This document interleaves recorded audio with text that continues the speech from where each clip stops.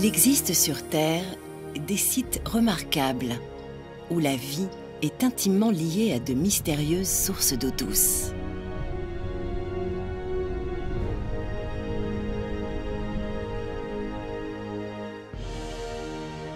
Ces sources naturelles forment un trait d'union indispensable avec la surface.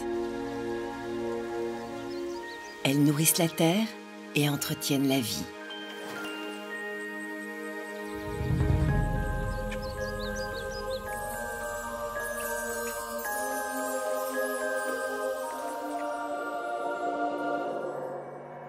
La Floride abrite un empire aquatique dont l'étendue n'a pas d'équivalent.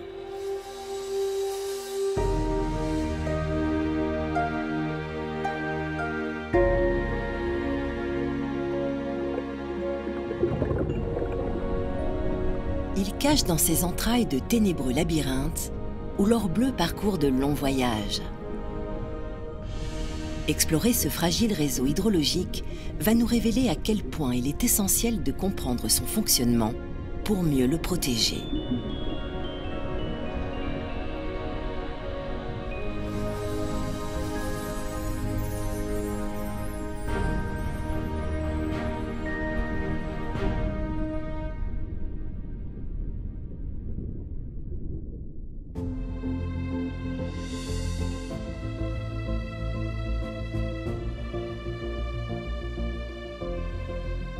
Plus de 1000 sources ont ici donné naissance à une constellation de rivières, de chenaux et de marais.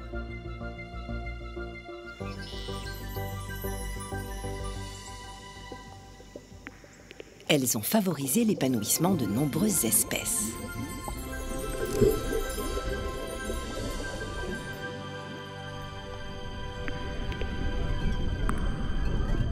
Chaque jour, 30 milliards de litres d'eau jaillissent du sous-sol pour alimenter ce complexe réseau aquatique.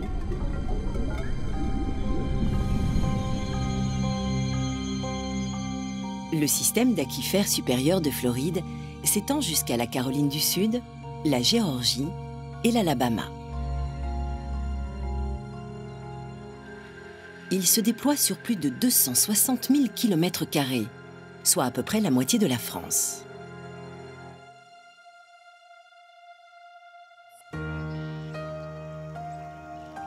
Le professeur Robert Knight, fondateur de l'Institut des sources de Floride de Gainesville, sillonne cet endroit sauvage depuis 40 ans.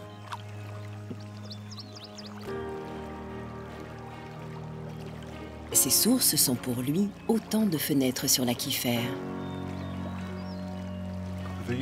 L'aquifère est un univers mystérieux. Quand vous êtes dans ses profondeurs, tout est sombre, même lorsque l'eau est limpide. Il est difficile de s'y enfoncer, à moins d'être un plongeur spécialisé.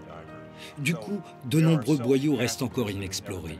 C'est très excitant car beaucoup de cavernes n'ont toujours pas été découvertes et cela reste mystérieux. Un peu comme plonger au fond des océans ou partir vers les étoiles. C'est l'inconnu.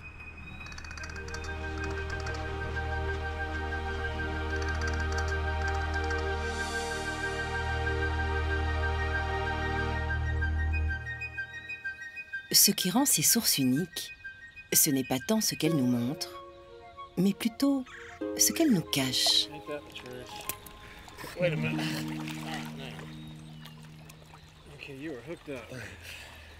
Depuis plusieurs années, Tom Morris, biologiste, et Mark Long, son coéquipier, explorent régulièrement le dédale d'artères qui se déploie dans les profondeurs, à l'abri des regards.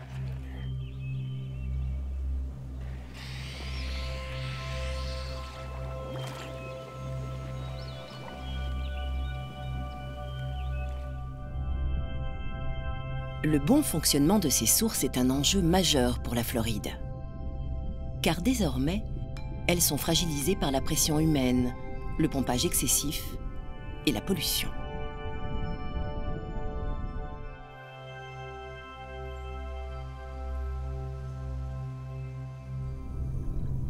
Explorer ce système hydrologique en constante évolution est une aventure périlleuse. Pour l'instant, personne n'a réussi à parcourir l'ensemble du réseau. Il n'existe donc aucune carte complète.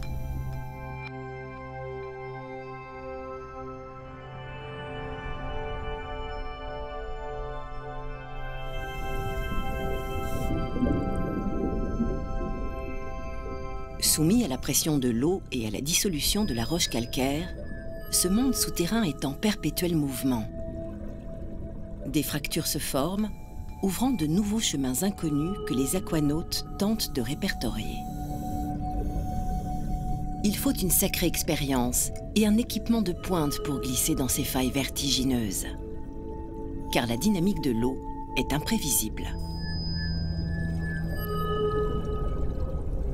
À 30 mètres de profondeur, les courants ralentissent la progression.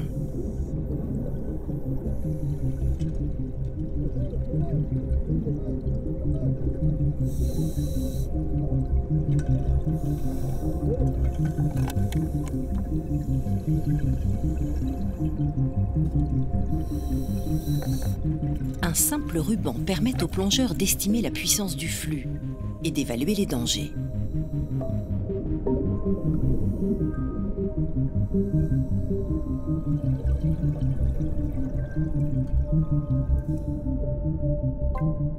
Le réseau hydrologique de Floride comprend plusieurs aquifères. Ces formations géologiques perméables sont constituées d'une multitude de cavités et de boyaux aboutissant à une succession de bassins. Les prodigieuses quantités d'eau douce accumulées dans ces réservoirs peuvent se situer à plusieurs centaines de mètres de profondeur et à plusieurs kilomètres de distance de l'endroit où jaillit la source.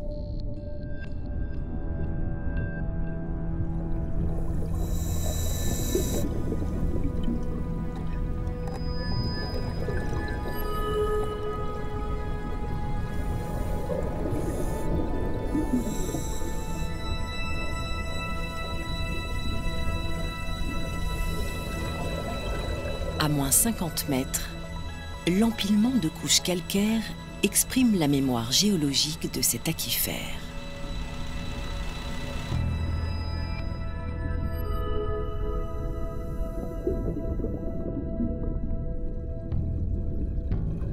Ces roches poreuses remontent à l'Éocène, il y a 35 millions d'années.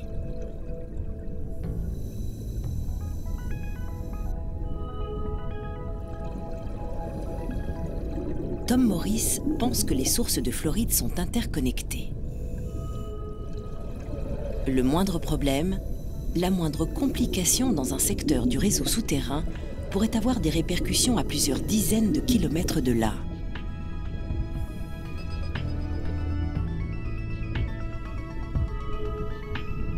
Mais l'inventaire de toutes ces voies d'eau prendra encore beaucoup de temps.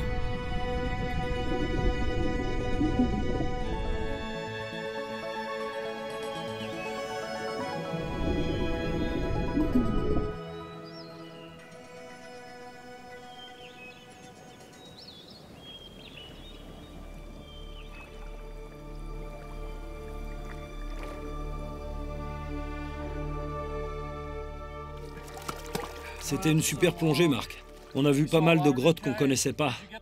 T'as réussi à terminer les relevés de la nouvelle galerie en bas? Ouais, je les ai tous. J'ai trouvé qu'au fond, le courant était très intense. Je pense que c'est dû à la montée du niveau de la rivière, et ça, c'est une bonne nouvelle. J'ai hâte de retirer tout ça. Quand l'eau circule, la plupart de ces grottes sont connectées. Mais les galeries peuvent être trop étroites pour qu'un plongeur puisse s'y faufiler. Aujourd'hui, nous avons découvert de nouvelles galeries et un passage latéral que personne n'avait encore exploré. Dès qu'il s'agit de l'eau, il est fondamental de savoir ce qui se passe dans le sous-sol de Floride. Quand j'étais petit, il y avait 1 million de personnes dans cet État. Désormais, nous sommes 20 millions. Nous consommons de plus en plus d'eau et nous sommes en train d'épuiser les aquifères, surtout durant les périodes de sécheresse. Certaines de nos sources ont cessé de couler. C'est un phénomène assez récent et très préoccupant. L'épuisement des sources pourrait avoir de terribles répercussions. Au cœur de l'hiver, alors que les températures extérieures peuvent être négatives, l'eau des sources est à 22 degrés. Elle procure une douceur dont dépendent de nombreuses espèces.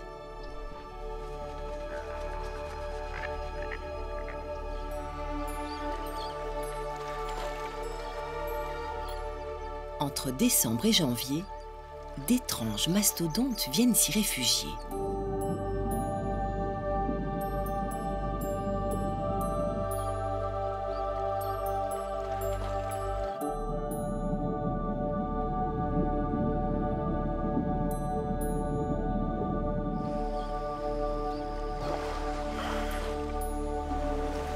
Fuyant les eaux fraîches de la côte atlantique et du golfe du Mexique où ils ont passé l'été, ces lamantins ont débuté leur migration.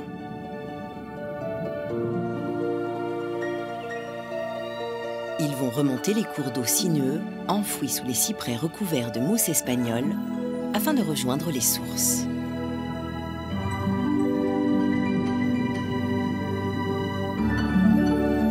Ces mammifères peuvent vivre en eau douce comme dans la mer, car leur organisme fait face à toutes les variations de salinité.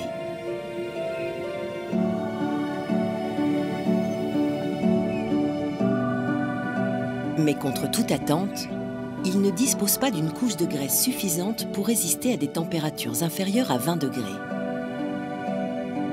Une eau en dessous de 15 degrés leur serait fatale.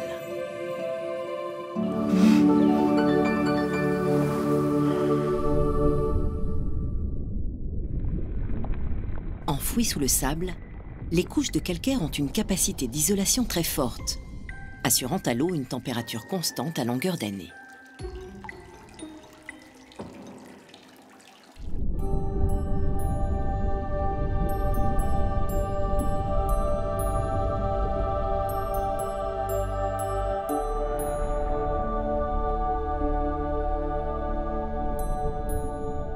Sur certains spots, les lamantins se pressent, s'agglutinent, formant des groupes de plus de 200 individus.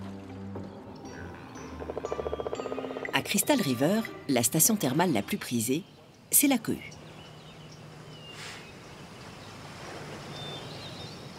Plutôt nomades et solitaires, ces Siréniens ont pris ici leurs habitudes.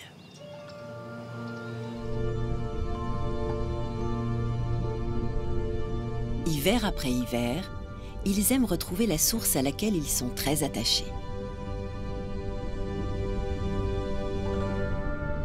Ces frottements ne sont pas seulement destinés à soulager des démangeaisons. Ils permettent aussi aux femelles en chaleur de répandre leur odeur pour se signaler aux mâles.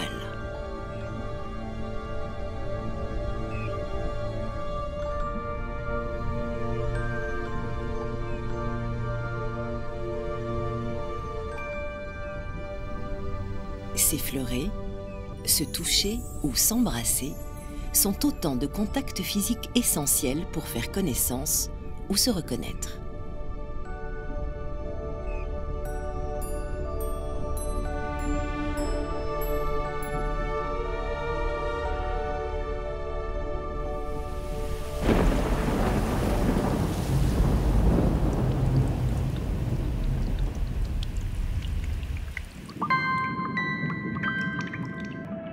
Chaque source est issue du simple mariage de l'hydrogène et de l'oxygène.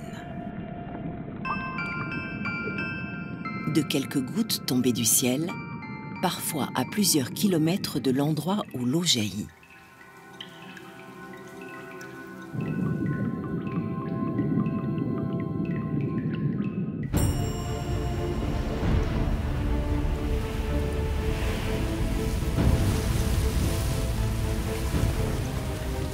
Le cycle de l'eau commence au point d'infiltration où le sol est perméable.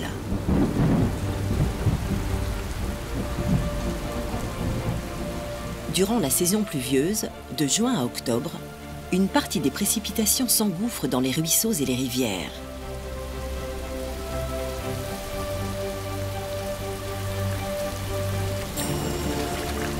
Par endroits, elle est absorbée par les sols sableux. Ailleurs, l'eau s'infiltre dans la roche calcaire.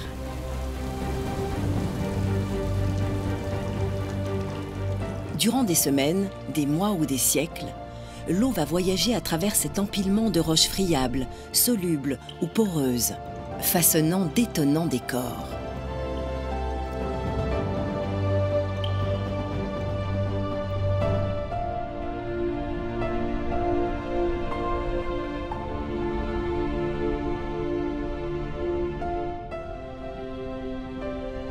Quand le sous-sol arrive à saturation, les eaux de pluie qui affluent font pression sur l'eau déjà présente. Elle va alors chercher des chemins pour rejaillir à la surface.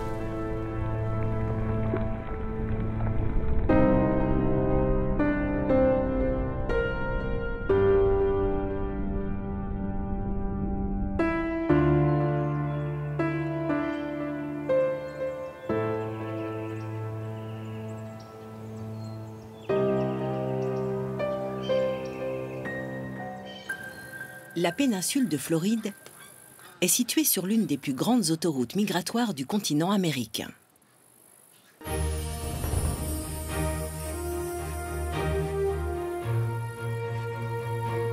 Près des côtes, le point de rencontre entre l'eau des sources et celle de l'océan a donné naissance à de nombreux marais et mangroves.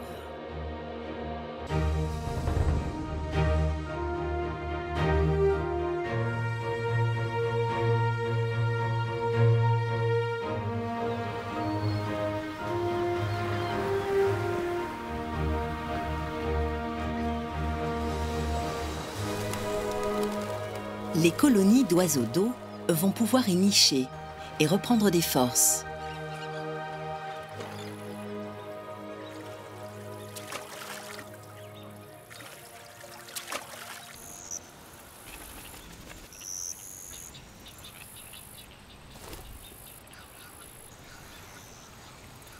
Cette jungle offre aussi protection, chaleur et nourriture à de nombreuses espèces sédentaires.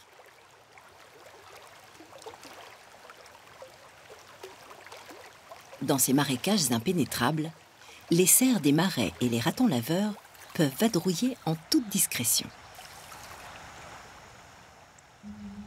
Pendant ce temps, les reptiles engourdis par la fraîcheur matinale profitent de la douceur de quelques rayons de soleil.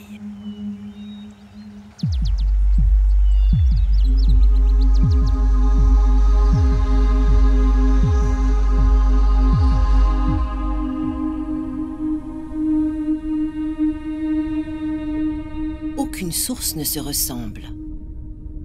Chacune possède sa propre couleur. En hiver, l'eau cristalline qui jaillit du sous-sol se dissout dans les teintes sanguines de la rivière Santa Fe.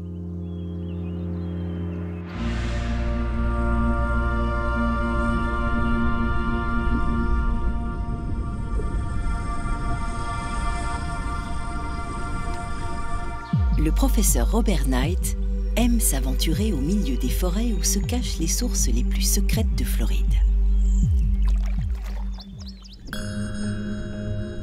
Monsieur Source, comme on le surnomme ici, est capable d'un seul coup d'œil d'établir un diagnostic.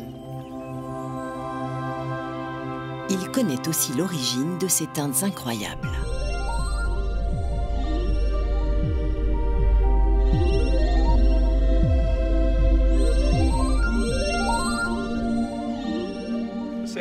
La Santa Fe est une rivière aux eaux noires. Cette couleur très sombre provient du tanin acide issu de la décomposition des feuilles de cyprès. Les eaux bleues très pures proviennent de toutes les sources de ce bassin qui s'étend sur des centaines et des centaines de kilomètres carrés. Là où les eaux de pluie font pression sur les eaux souterraines. Quand ces eaux se rencontrent, cela produit des effets chromatiques. C'est un peu le yin et le yang de l'eau, si vous voulez.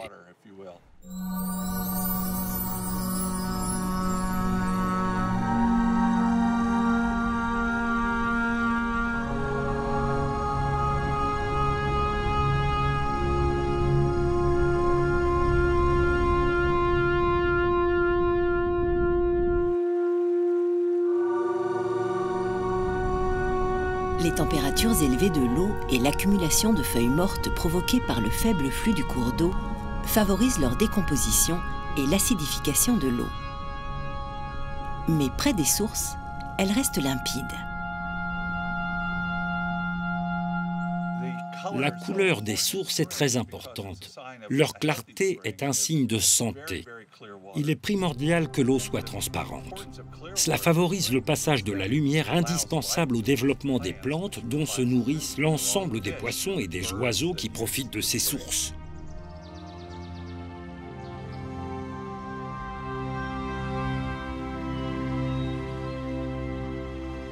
Durant son long retour vers la surface, l'eau s'est faufilée à travers de nombreuses couches de roches et de sable. Elle a traversé des filtres qui l'ont débarrassée de toute impureté. Ces eaux cristallines ont permis le développement de jardins aquatiques. Les tapis d'algues procure à la célèbre tortue de Floride de la nourriture et de nombreuses cachettes. Il est vraiment essentiel que ces sources puissent rester constamment claires et que leur activité produise un courant suffisant pour repousser les eaux sombres de la rivière Santa Fe.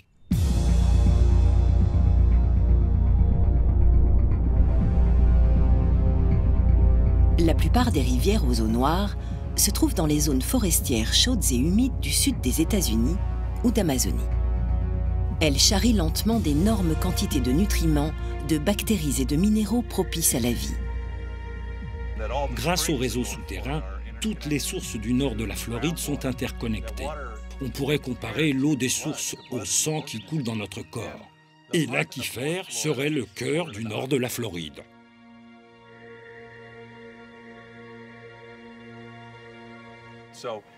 Par analogie à cette idée du sang, chaque aquifère possède des artères qui diffusent cette eau pure dans tout le nord de la Floride et dans nos sources.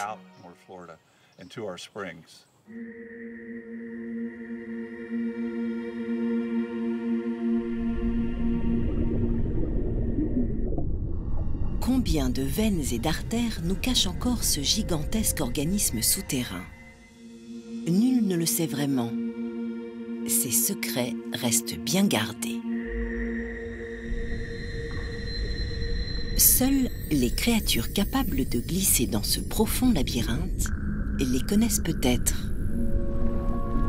Comme les alligators qui ont colonisé l'ensemble de cette vaste zone humide, passant librement d'une source ou d'une rivière à l'autre.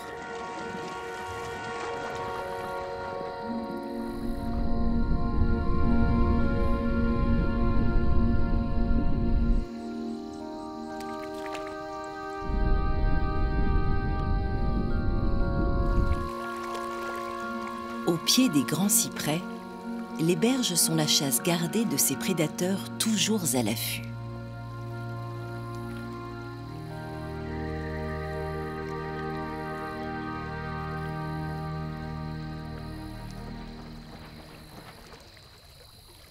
Contrairement au lamantin, l'alligator d'Amérique est un résident permanent.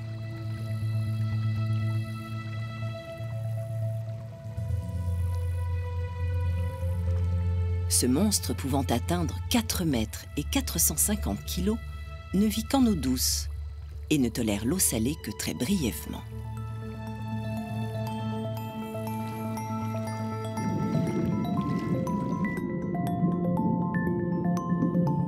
Aussi curieux que cela puisse paraître, ces deux géants ont appris à s'ignorer.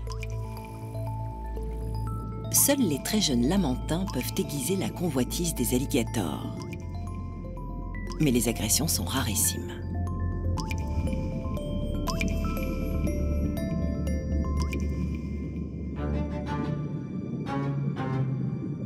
Dotés d'une puissante nageoire caudale, ces siréniens indolents peuvent faire des pointes à 25 km/h. Leurs deux petits membres antérieurs leur servent de gouvernail dans les prairies aquatiques.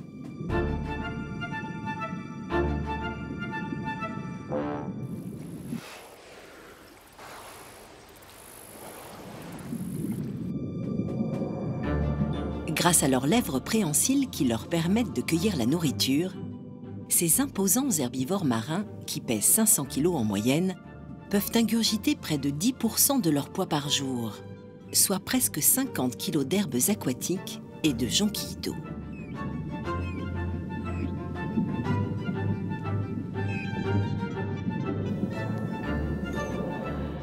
Leur sécom et leur intestin, qui mesurent 45 mètres de long, facilitent la fermentation et la digestion de la cellulose, produisant ainsi de grandes quantités de gaz. Des flatulences qui leur permettent par ailleurs d'ajuster leur flottabilité.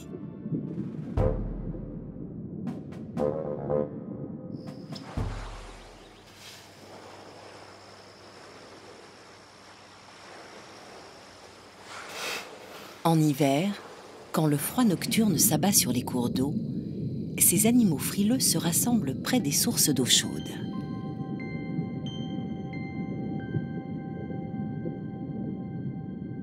Ils dorment d'un sommeil léger contraints de se réveiller pour respirer à intervalles réguliers, allant de 3 à 20 minutes.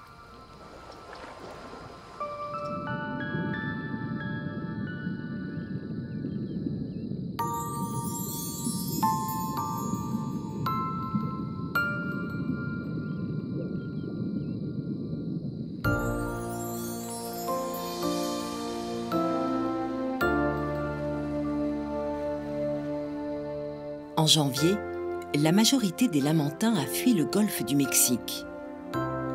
Les sources connaissent une affluence record.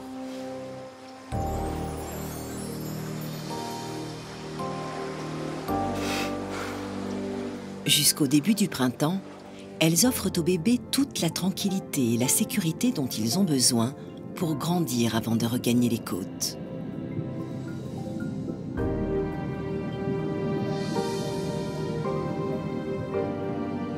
Pour allaiter leurs petits qui mesurent 1,20 m à la naissance et pèsent 30 kg, les mères possèdent une mamelle pectorale sous chaque nageoire. La source des Trois Sœurs, qui donne naissance à la rivière de Cristal, accueille le plus grand rassemblement de lamantins de Floride. On a pu y observer jusqu'à 400 individus.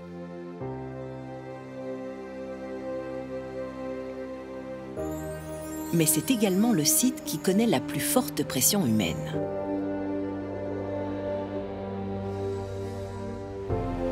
Séduits par ce décor féerique et les eaux cristallines, les promoteurs ont construit à tout va.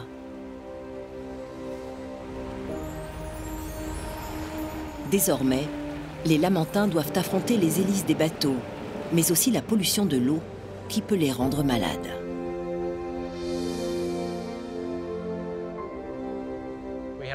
Nous avons un lamantin, un jeune, juste là, sous la surface. Il est très jeune. Les lamantins sont au centre des préoccupations des Springs Experts, les experts des sources, car ils sont très sensibles au changement et à la pollution. Cette espèce fournit de précieuses informations sur l'état du milieu dans lequel elle vit. Il s'agit d'une espèce bio-indicatrice. Robert Bond est vétérinaire et professeur à l'Université de Floride. Depuis 37 ans, il constitue une gigantesque banque d'images.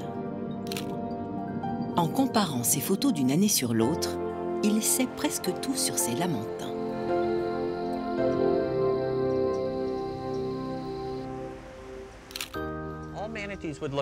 En apparence, ces lamantins sont identiques. Mais en réalité, chacun possède des cicatrices uniques avec leur propre forme qui nous permettent de les reconnaître. Nous pouvons ainsi savoir qui a survécu et qui n'est pas revenu. Nous prélevons des échantillons de sang, de tissu. Nous effectuons des analyses d'isotopes stables. On peut ainsi déterminer ce que ce lamantin a mangé pour son petit déjeuner. En fait, ces biomarqueurs sont très intéressants car ils nous montrent de quelle manière le système réagit face aux toxines, comment il peut les contaminer, entre autres.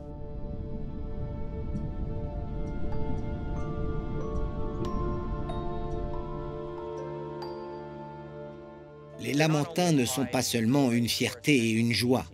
Il s'agit aussi d'une espèce sentinelle. En fait, on peut connaître toutes leurs habitudes alimentaires et leur évolution. Nous savons que leur alimentation et leur environnement ont changé, tout comme la végétation à Kings Bay et Crystal River durant ces 10 à 20 dernières années. Et maintenant, il faut faire face à l'introduction de nouvelles espèces d'algues, comme la Lyngbya que les lamantins peuvent ingérer accidentellement, et estimer quelles en seront les répercussions. La Lyngbya, une algue invasive et nocive, qui depuis quelques années colonise les eaux limpides des cours d'eau.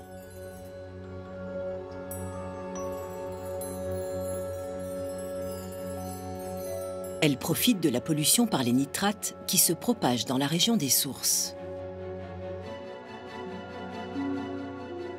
Sa prolifération tend à s'accentuer quand le débit des sources faiblit, affectant la force des courants dans les rivières.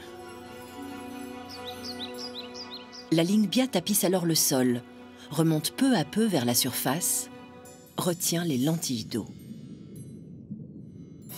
Elles privent de lumière les écosystèmes subaquatiques et les étouffent. Sans photosynthèse, la matière organique ne peut se régénérer. La vie disparaît.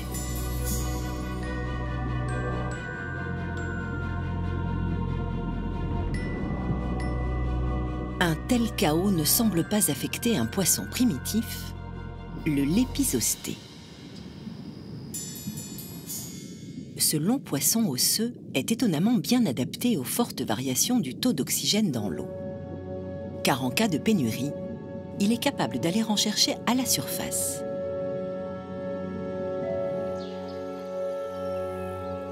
Les lépisostés sont aussi doués pour la vie en apesanteur.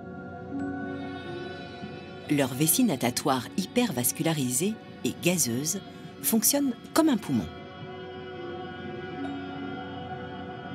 Quand ces poissons décident de s'aventurer dans les profondeurs, il leur suffit de dégonfler leur vessie pour faire varier leur flottabilité, comme les gilets stabilisateurs des plongeurs.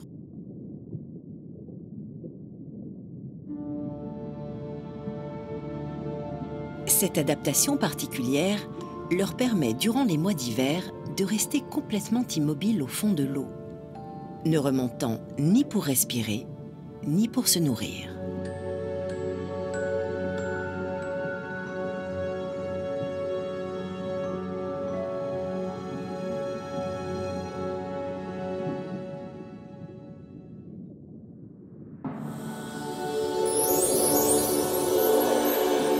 Peu d'espèces sont capables de vivre dans les profondeurs obscures de l'aquifère.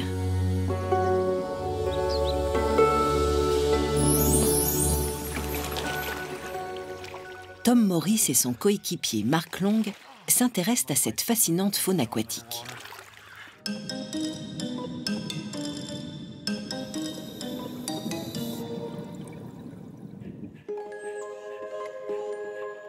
En dresser l'inventaire, identifier de nouvelles espèces permet aussi à ces experts d'évaluer l'état de santé des sources.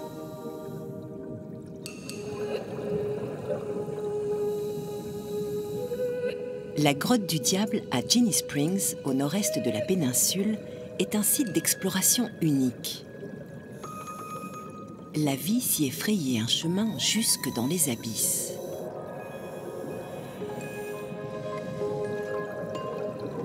Des poissons, quelques tortues et crustacés s'aventurent parfois dans ces boyaux. Mais ils ne s'y attardent pas, contrairement aux poissons-chats ou à l'écrevisse albinos, mieux adaptés aux ténèbres.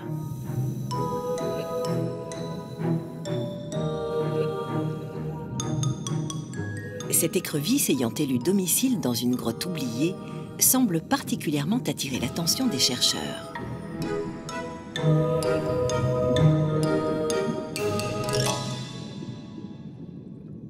Dans ce milieu complexe, loin de toute forme de lumière ou de végétation, rien n'arrête la force du vivant.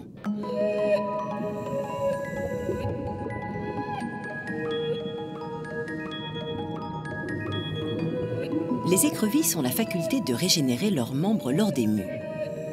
Cette aptitude permet au biologiste de se contenter de prélever une petite patte, car il compte bien lui rendre sa liberté après l'avoir observée à la lumière du jour. L'étude de son ADN permettra d'enrichir l'état de connaissance de ces espèces, souvent inconnues.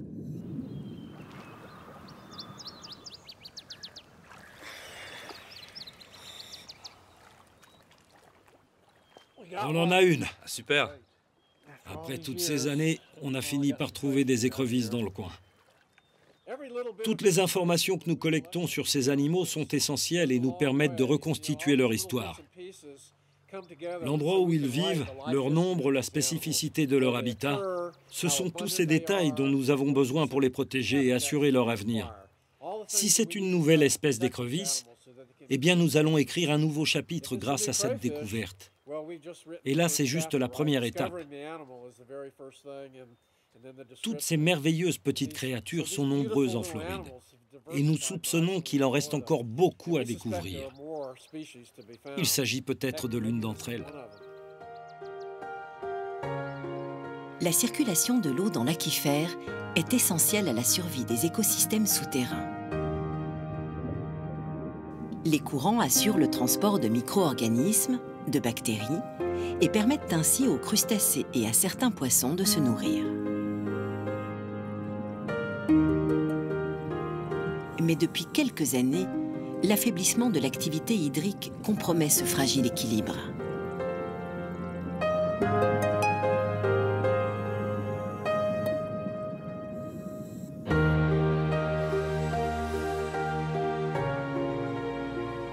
Obtenir une meilleure qualité des eaux souterraines impose une surveillance permanente de l'activité des sources.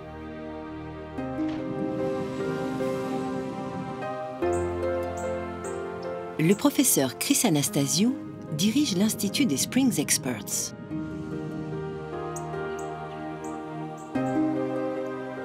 L'une de ses nombreuses missions consiste à contrôler la transparence de l'eau afin de restaurer les écosystèmes malades ou contaminés. Avec sa coéquipière Susana Martinez, il mesure la distance de visibilité dans l'eau. 43 mètres.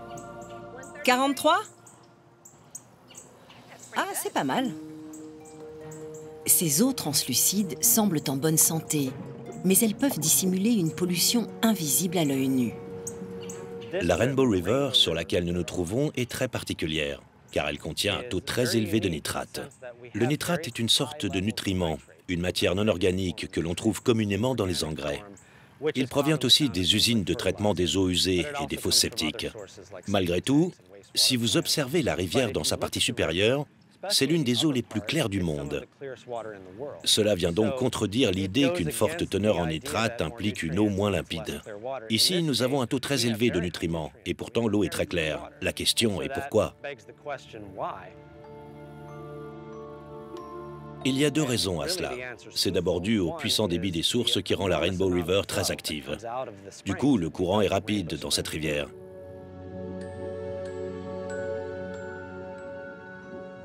La clarté est aussi liée à toutes les plantes aquatiques que l'on trouve ici. Cette végétation est essentielle pour maintenir une bonne limpidité, même dans le cas d'un fort taux de nitrate. Mais cela ne signifie pas qu'il n'y a aucun problème.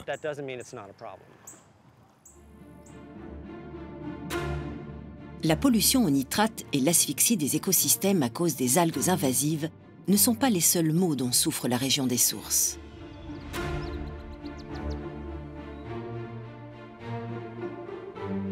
La pression démographique et la surconsommation d'eau pour les loisirs et l'agriculture provoquent une baisse alarmante du niveau de l'eau dans l'aquifère. Depuis quelques années, un autre facteur aggravant frappe le réseau hydrologique de Floride.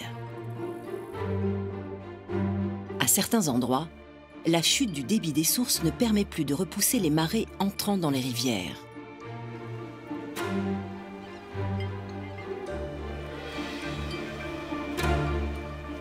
Résultat, la salinisation des cours d'eau s'accélère et menace la flore et la faune. Pour ne rien arranger, le phénomène est amplifié par l'élévation du niveau des océans. Les Springs Experts ont constaté qu'à certains endroits, l'eau est 30% plus salée qu'il y a 30 ans.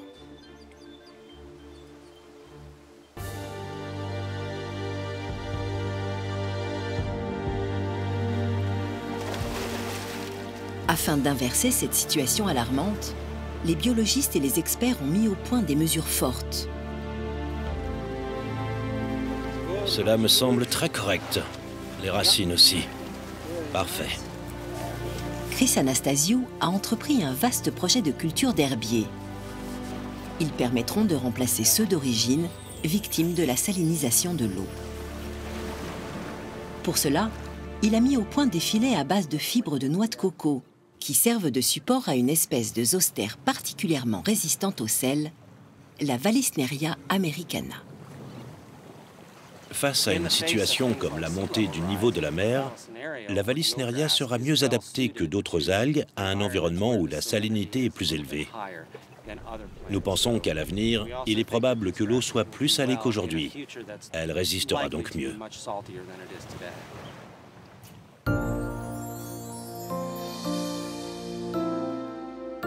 Aucune autre région au monde ne peut revendiquer autant de sources. Loin de se douter de ce que les Springs Experts entreprennent pour assurer la protection de leur environnement, certains lamentins doivent s'aventurer de plus en plus profondément dans les terres. Ces bioindicateurs doivent parcourir de plus en plus de kilomètres pour trouver des sources aux eaux pures et cristallines.